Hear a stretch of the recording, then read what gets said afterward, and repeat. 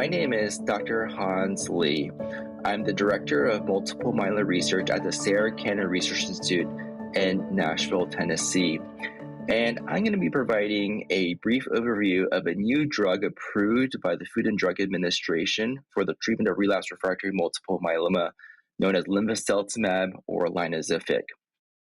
So linvoseltamab was just approved by the FDA in the Accelerated Approval Program for patients with relapsed refractory multiple myeloma who've received at least 4 prior lines of therapy, including a proteasome inhibitor, an immunomodulatory drug, and an anti-CD38 monoclonal antibody. It's in a class of drug known as a BCMA bispecific T-cell antibody.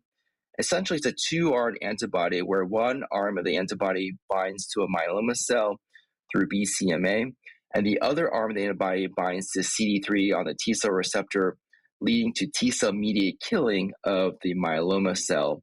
And it's in the same class of drug as other BCMA bispecific T-cell antibodies recently approved by the FDA, including teclistamab and elranatamab.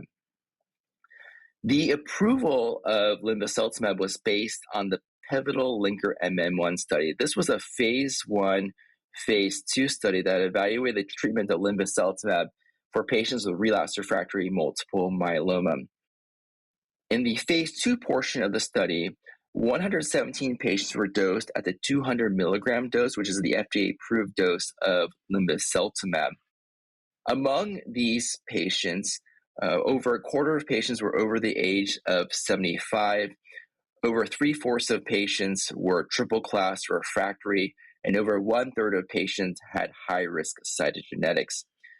Patients enrolled in the study received linvoseltamab initially at a 5 milligram dose on week 1, day 1 for step-up dose number 1, followed by the second step-up dose of 25 milligrams on week 1, day 8, followed by the first target dose on week 1, day 15 of 200 milligrams.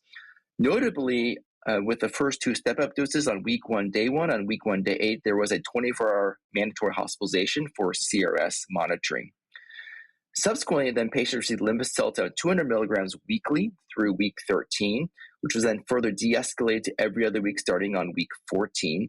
And then starting on week 24, patients could further de-escalate the frequency of dosing to every 4-week dosing if attaining a very good partial response or better. In terms of the efficacy of linvoseltamab, in the linker MM1 study, at the latest data cut of a median follow-up of approximately 21 months, the overall response rate was 71%, with a complete response rate or better of 52%. The median duration of response was approximately 29 months, and the median progression-free survival actually had not been reached yet, again at a median follow-up of approximately 21 months. In terms of the safety profile of linvoseltamab, one important thing to be mindful of is the risk for cytokine release syndrome or CRS.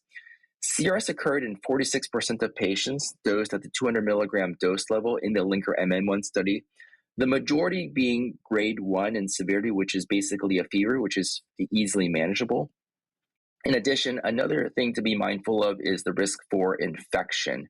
And so prophylaxis for varicella zoster as well as BJP is mandatory when dosing with linvoseltamab. This is true with BCMA bispecifics in general as a drug class. In addition, IgG monitoring and IVIG as primary prophylaxis against infection is also very important for infection mitigation when dosing with BCMA bispecifics like linvoseltamab. In terms of incorporating linvoseltamab in your routine clinical practice, it's important to be mindful that there is a REMS program associated with prescribing linvoseltamab that a prescriber must be registered for monitoring for CRS and neurotoxicity. It's really been fantastic that linvoseltamab has been approved, again, as of July 2025 for patient relapsed refractory multiple myeloma, because it really provides a highly effective off-the-shelf treatment option for the treatment of patients in need of immediate therapy for their disease. And this is particularly relevant in patients with rapidly progressing multiple myeloma. So again, patients who may not, for instance, have the time to wait for collection of T cells, manufacturing, infusion of CAR T therapies. Generally speaking, again, linvoseltamab, because it's off the shelf, can be accessible to patients where they're at in terms of treatment, including the community and academic practices. Again, it's important to be aware that there is a hospitalization recommendation for the initial first two step-up doses of 24 hours on week 1, day 1, and week 1, day 8, although there are evolving practice patterns of administering step-up dosing, even potentially in the outpatient setting, that are being currently studied. In summary, I did want to highlight that there are some key resources available through the Multiple Myeloma Research Foundation to share with your patients about this class of agent. Regeneron also provides support services for Lynozyfic and on their website, which you can see on the screen. And additionally, be sure to consult the full prescribing information on the Lynozyfic website, www.lynozyfic.com, as well as the REMS information at lynozyficrems.com. Thank you for your attention.